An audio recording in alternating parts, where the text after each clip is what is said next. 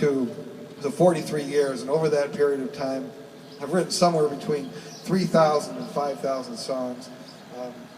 Of all those songs that I've written, this one, next one, is the oldest one that I wrote that I still play. I do have the first one memorized, but I don't want to subject anybody to listening to that. But I wrote this one in June of 1975, so this song turned 40 years old last month. And I wrote it in the guardhouse of the Massey's Ferguson plant down on the south side. I just dropped out of college, actually, in May of 1975, to be a rock star, which made my parents so happy. You know, the son drops out of college to be a rock star, gets a job as a security guard at the Massey Ferguson plant. Anyway, I wrote this song. It's the oldest one I wrote that I still play. I could write a book about this song, actually, all the stories about this song. But the one that I like to tell the most, and it almost, when I tell it, it almost sounds like I'm making it up because it almost can't be true. But that summer, you know, I basically worked 7 days a week, sometimes 2 shifts as a security guard, which is great for you, you know, being by yourself in a little guardhouse, nobody to talk to for 14 hours a day. That just really does wonders for your, you know, for everything, basically. But at the end of the summer, I took all the money I made, and I went into a recording studio. It was up on 28th Street, actually, Lariam Studios, owned by Larry and Marion McKeever, and I actually dated Miriam's daughter for a while later on, but that's a whole different story. But anyway, I recorded about 5 or 6 of my songs, and then I took some more money, and I bought one of those 1-month bus tickets where you could go anywhere in the United States for a month for like $100. And I bought one of those, and I went down to Nashville to see if I could sell some of my songs. And I learned almost immediately down there that I had nothing anybody wanted, that I wasn't going to sell any songs. And I had 3 weeks left on this bus pass. So I decided, before I gave up completely, I'm going up to New York City, and I'm going to play my songs for John Lennon, the Beatles. The first time I wore this shirt, my wife bought me this shirt. I'm going to play my songs for John Lennon, the Beatles. And so I did. I went up to New York City, and Monday I went into John Lennon's office. I went up to the secretary, and I said, I'd like to meet John Lennon and play some of the songs on a CD. And she said, oh, I'm not CD, this cassette. And she said, well, you can. And I said, well, yeah, I came all the way from Iowa. She goes, he's not going to do that. Come on, I haven't had a bath for a week. She goes, I could tell that. But you know, I begged and I cajoled and I pleaded. And then finally she said, okay, come back on Thursday at 1 o'clock, and John Lennon will meet with you. And she took my cassette.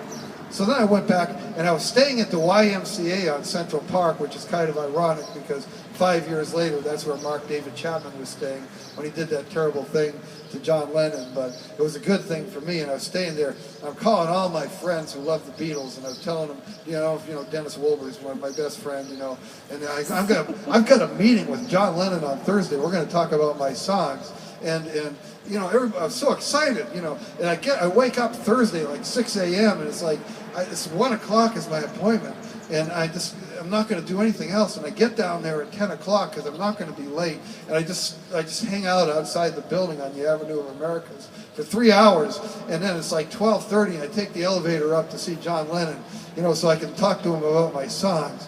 And I get up to his floor, and John Lennon's not there. He stood me up.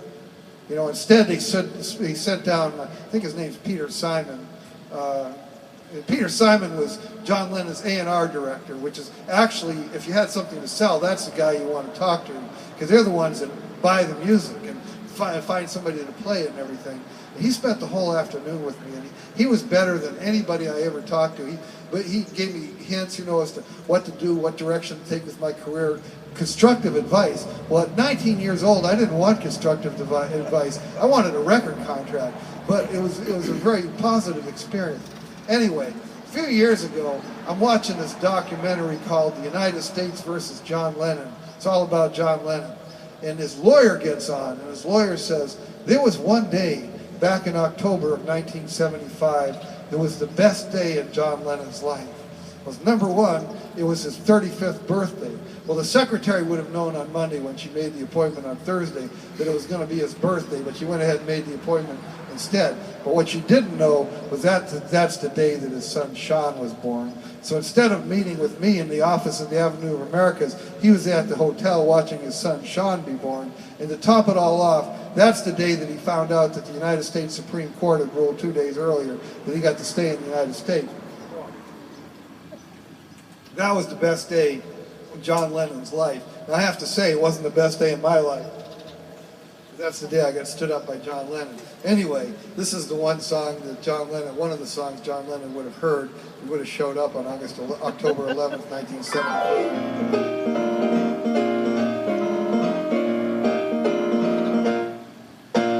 Lord, ain't there no way I can get on a bus and take these blues to someplace I can do something for them back where I was giving them. Mother blues, don't you love your son? Mother blues, don't you love your son? You gotta help me run. Don't you love your son? Mother blues, don't you love your son? It had to come. Mother blues, I'm your only son. I've been a very patient son. Help me run.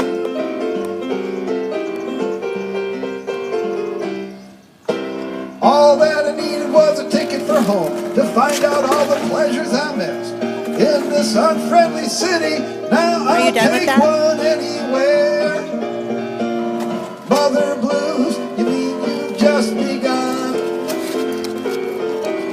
Mother blues, you mean you've just begun?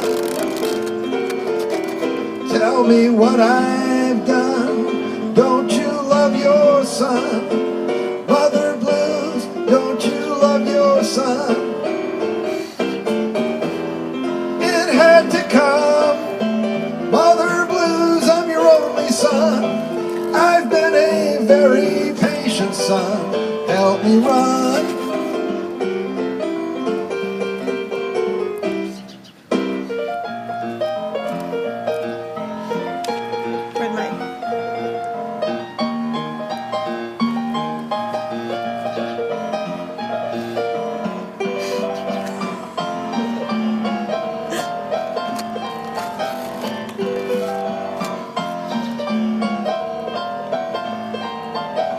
Smarty.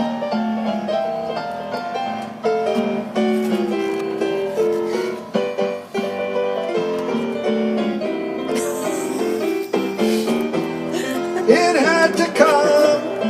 Mother blues, I'm your only son.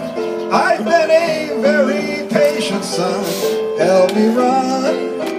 Well, it had to come. Mother blues, I'm your only son. I've been a very patient son. Help me run, help me run.